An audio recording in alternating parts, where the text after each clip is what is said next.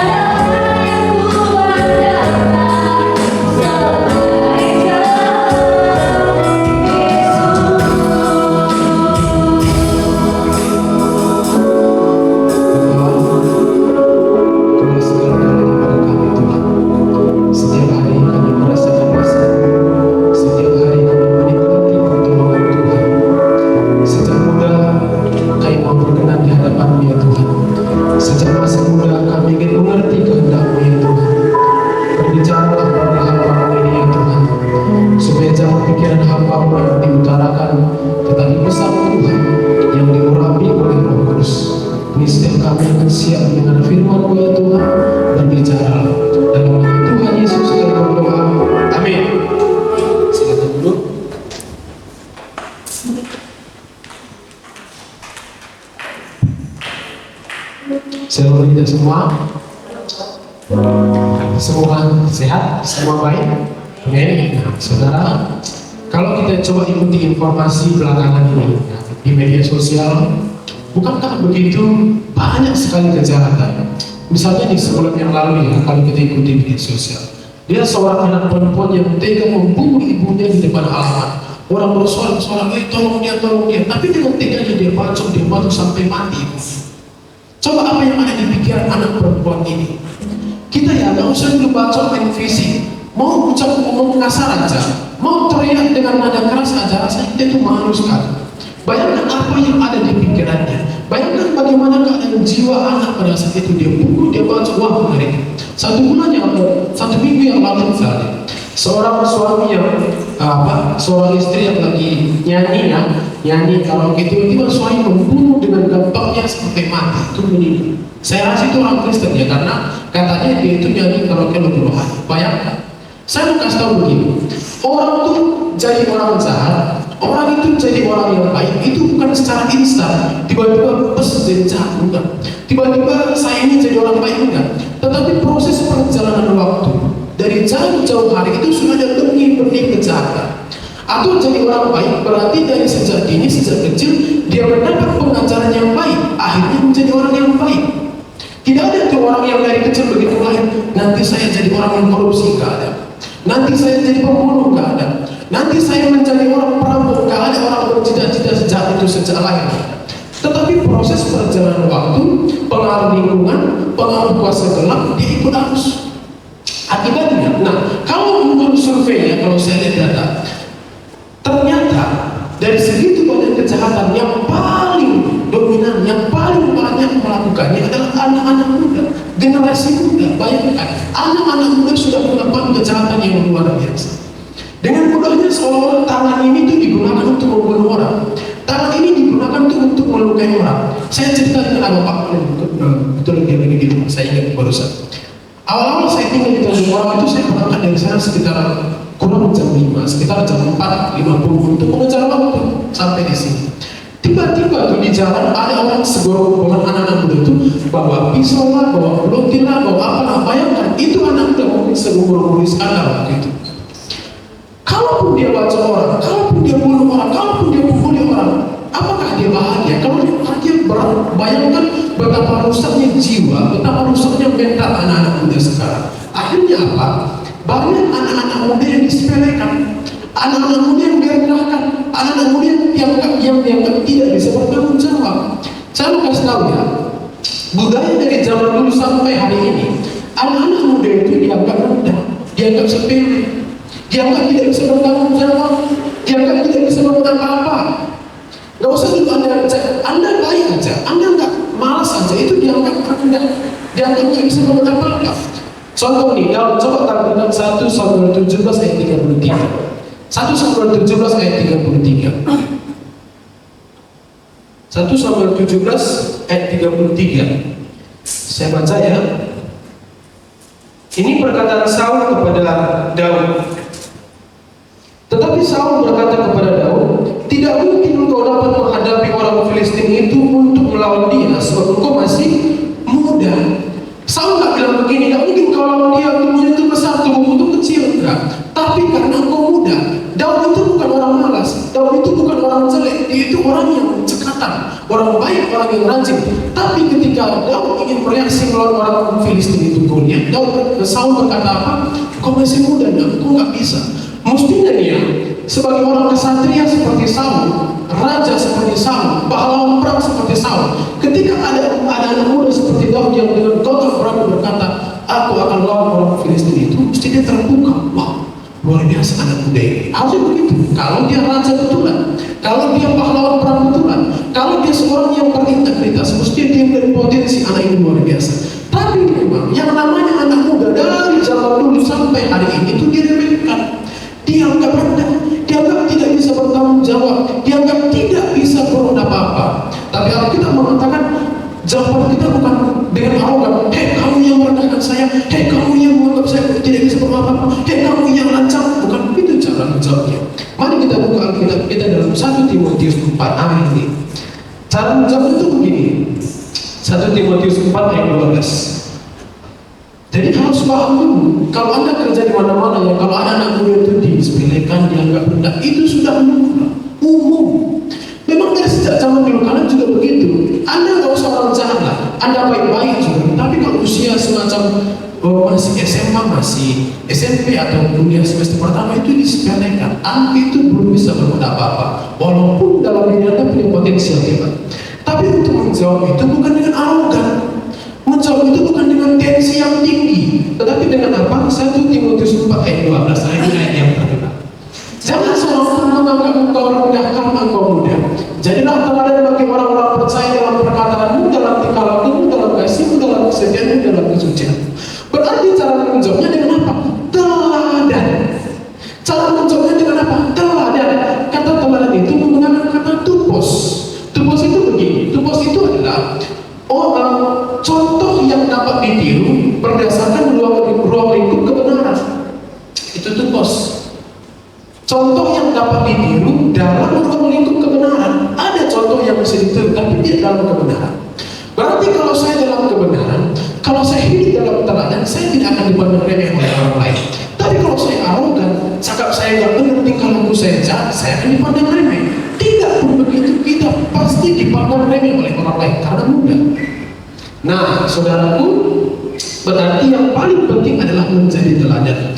Teladan dalam apa? Ada 5 karakter rohani yang akan kita bahas. Saya akan bahas secara singkat saja, kulit-kulitnya saja. Jadi saudara baca ulang, nanti Roh Kudus akan beritahu untuk pengertian yang dalam. Yang pertama, karakter yang pertama adalah teladan dalam perkataanmu. Perkataan di sini menggunakan kata logo, dari kata logos, berarti firman, sabda Allah, hikmat Allah. Berarti begini. Paulus ingin memberitahu kepada Timotius, hei anak muda, seorang gembala yang masih muda yang mungkin direndahkan oleh orang. Hei Timotius yang sedang menghadapi ajaran-ajaran sesat yang dipandang rendah oleh orang sekelilingmu. Hei Timotius yang muda yang sering disepelekan oleh orang lain. Jangan marah, tapi jadilah teladan dalam perkataanmu. Menggunakan kata logos, firman. Berarti begini, Paulus ingin memberitahu, kalau engkau bercakap-cakap dengan orang lain, berkata-kata tentang orang lain, lakukanlah itu seolah-olah engkau sedang berkhotbah, seolah-olah engkau sedang mengajar. Logo, perkataan. Berarti kalau saya diskusi dengan seseorang menggunakan logos, berarti kata-kata saya itu membangun. Seolah saya sedang berkhotbah dengan dia, seolah saya sedang mengajar dengan dia. Atau adakah orang berkhotbah, kamu tuh ya jelek Pak? Gak ada. Pasti membangun, pasti memberikan harapan, memberikan sukacita. Itu yang diajarkan oleh Timotius. Paulus kepada Timotius menjadi teladan dalam kata-kata. Nggak usah jauh-jauh ya. Saya coba buat contoh yang sederhana saja. Nggak usah kata-kata yang kata-kata yang licin, yang membahayakan, yang berbahaya gitu. Nggak usah. Kata-kata yang sederhana yang seringkali kita ucapkan itu yang nggak sesuai dengan pikiran dan perasaan kita. Contoh nih, orang datang, shalom, waduh luar biasa. Tapi dalam hatinya belum tentu begitu. Ini yang tidak menjadi teladan yang dimaksud oleh Timotius, yang disampaikan oleh Paulus kepada Timotius. Nggak sesuai dengan perasaan, nggak sesuai dengan hatinya. Contohnya orang bilang, kamu tuh ya hari-hari makin ganteng aja, cantik sekali. Wah, ini berlebihan. Kalau memang itu dari hati sampaikan. Tapi kalau memang itu tidak dari hati, itulah perkataan yang tidak menjadi teladan, perkataan yang sia-sia, yang kita bangun untuk menanam benih dalam hati dan pikiran kita untuk menjadi orang yang munafik. Dan kita akan membangun itu terus sampai hari-hari demi hari. Akhirnya kita terbiasa mengucapkan kata-kata yang tidak berguna, yang tidak sesuai dengan pikiran dan perasaan kita. Tidak benar. Ini contoh yang paling sederhana. Bukan berarti nanti kita tuh sembarang ngomong ya. Sebenarnya ya, kalau saya mau jujur ya, itu jelek. Bukan begitu maksudnya. Tetapi yang diubah itu pikiran kita, yang diubah itu hati kita, logos. Setiap saya berbicara dengan orang itu, berbicara seolah-olah engkau sedang berkhotbah, berbicara seolah-olah engkau sedang mengajar. Berarti memberikan pengajaran, memberikan khotbah, motivasi, kata-kata yang positif, kata-kata yang membangun, kata-kata yang merajut relasi. Itu yang dimaksud oleh Paulus kepada Timotius. Gak usah juga kata-kata secara lisan, tulisan-tulisan Anda di media sosial, cara Anda membalas WA kepada orang lain, cara Anda membalas pesan kepada orang lain. Coba ditelusuri, lihat dulu. Cocok tidak seperti ini, seperti seorang anak Tuhan? Luar biasa ya. Kalau kita sepele dengan hal seperti itu, orang remeh kepada kita. Ini kayaknya orang yang tak pernah sekolah. Ini kayaknya orang yang di keluarga juga nggak dididik. Keluarga kita yang salah kalau kita sembarangan hidup. Dan nama Tuhan juga akan disalah. Bukankah kita mengatakan karena nama dihujat kepada Tuhan? Bayangkan saya berkhotbah hari ini, tapi tiba-tiba saya keluar, saya teriak-teriak, saya dilakukan tin sembarangan hidup. Orang akan bilang itu kayaknya baru pulang gereja tuh pakai baju batik, tapi kok begitu tinggal lakunya percuma.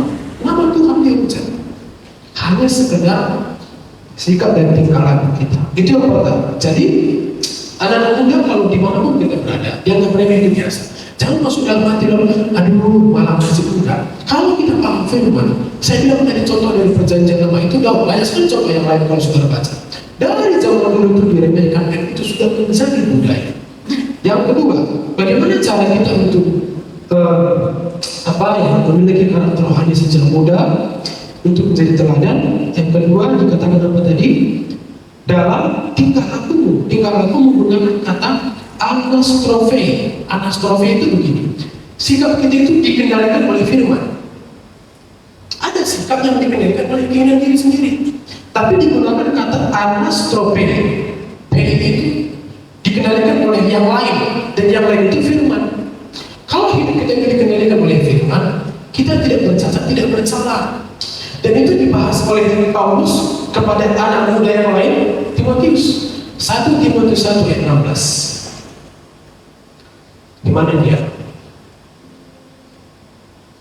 1 Timotius 1 ayat 16. Begini kata 1 Timotius 1 ayat 16 maksud saya. 1 Timotius 1 ayat 16. Nah, ini dia. Mereka mengaku mengenal Allah, tetapi dengan perbuatan mereka menyangkal Dia. Ah, ini dia.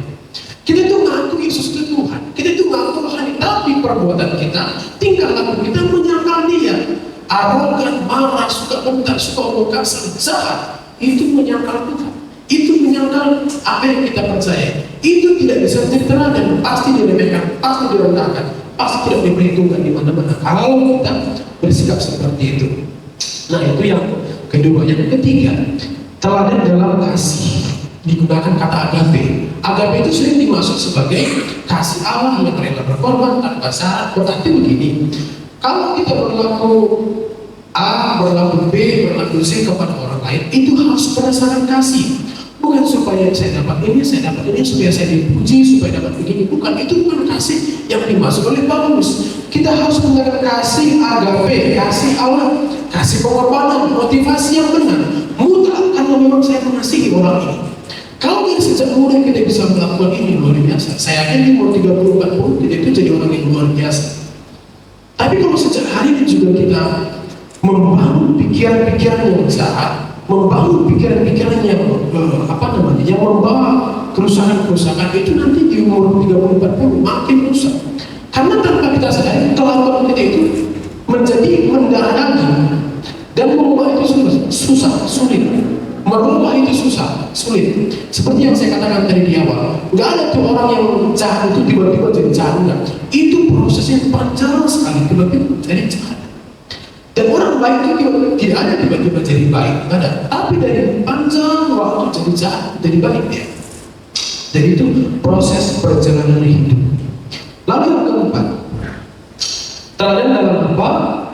Teladan dalam kesetiaanku. Kesetiaan itu menggunakan kata piste, berasal dari kata pistis, iman. Biasanya pistis itu iman diterjemahkan, tapi terjemahkan di sini episte, artinya dapat dipercaya. Dapat dipercaya itu sama dengan kesetiaan. Orang yang nggak dapat dipercaya itu orang yang nggak setia. Berubah-ubah. Hari ini A, besok B. Hari ini saya bantu, saya dukung dia, besok-besoknya saya jelek-jelekan dia. Itu orang yang nggak setia, nggak konsisten, orang yang nggak bisa dipercaya. Kalau anak muda punya prinsip seperti ini, gimana-mana nggak akan dihargai, nggak bisa dipercaya. Mentalnya itu tidak bisa dijamin menjadi pribadi yang bisa diajak kerjasama, itu nggak bisa. Jadi kesetiaan itu harus kita bangun, dapat dipercaya. Kesetiaan itu akan diuji berdasarkan waktu, berdasarkan tantangan, penderitaan, persoalan hidup. Lalu orang bilang, ada ini orang yang setia ya. Itu waktu akan menguji kita, persoalan akan menguji kita, penderitaan akan menguji kita, tantangan akan menguji kita. Konsistenkah?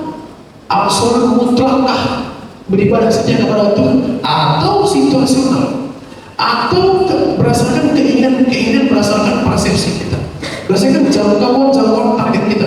Nggak sesuai nih, udahlah nggak usah lagi, itu nggak setia. Saudara, jangan sepele ya. Paulus ini membuat perkataan dulu baru tinggal nanti saya jelaskan kenapa urutannya begini.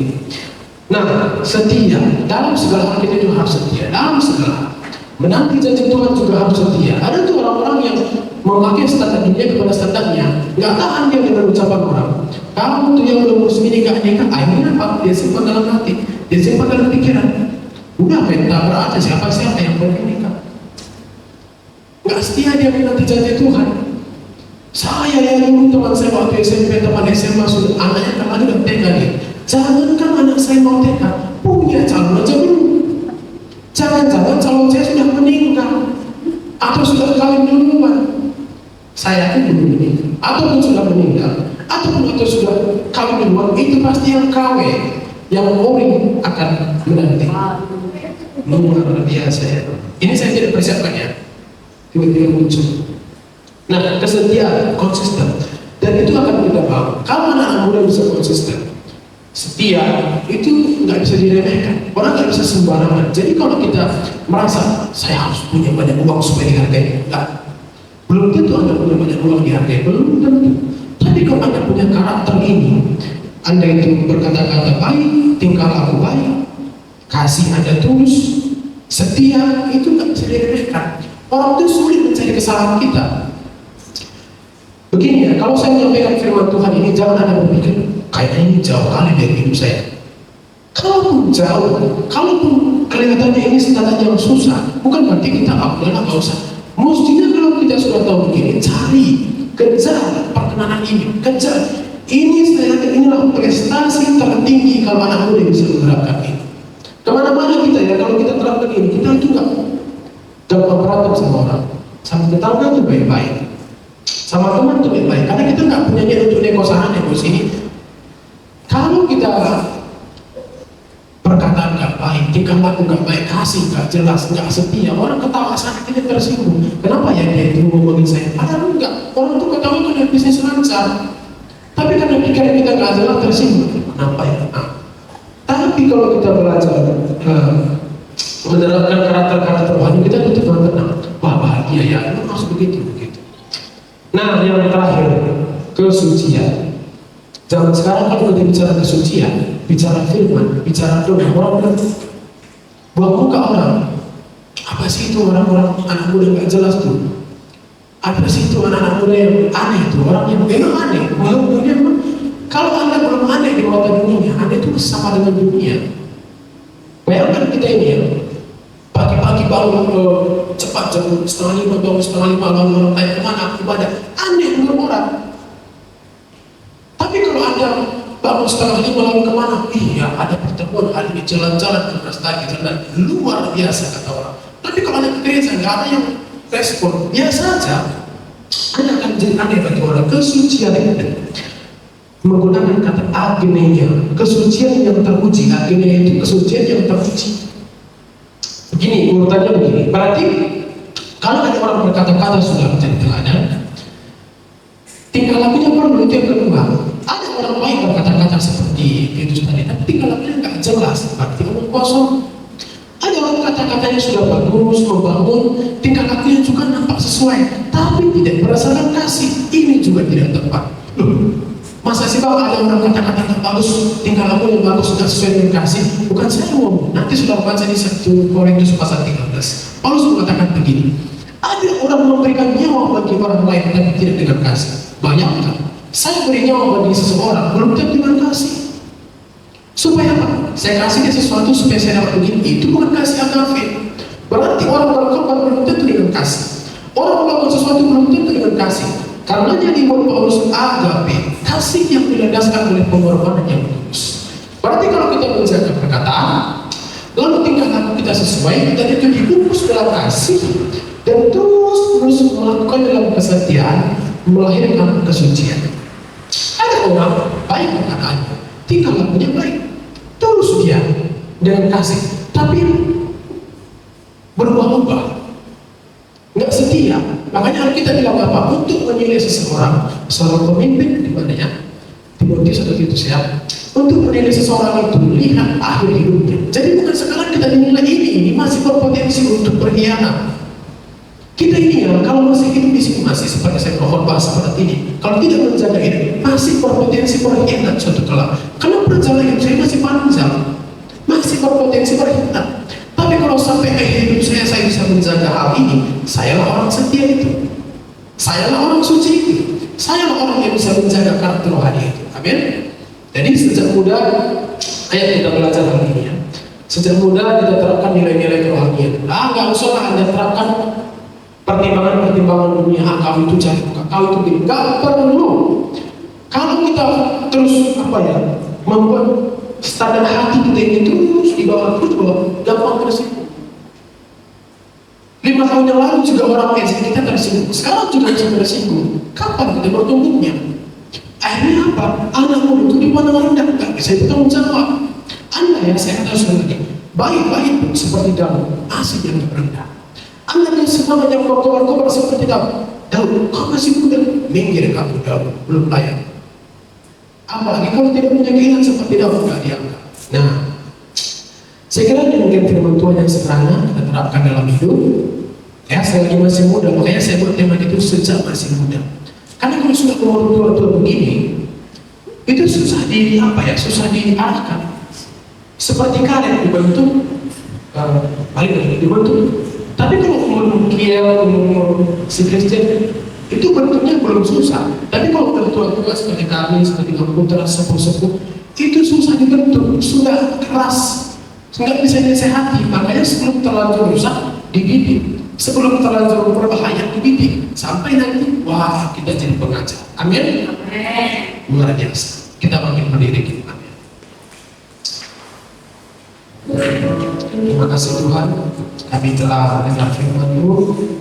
Kiranya kebenaran ini bisa memberkati kami, mengubah hati kami, mengubah pikiran kami, sehingga kami sejak muda menjadi anak-anak muda yang teladan, berani mengubah pikiran, berani mengubah hati, berani keluar dari hal-hal yang tidak berkenan, sampai akhirnya nanti setiap hari Tuhan tersenyum kepada kami dan kami menjadi anak-anak Allah yang teladan. Ini doa kami, berkatilah kami semuanya Tuhan sejak muda, masa depan kami di tangan-Mu. Kami percaya Tuhan tidak akan mempermalukan kami, karena kami mengasihi Tuhan, kami melayani Tuhan, hidup kami di tangan Tuhan. Dalam nama Yesus kami berdoa, amin.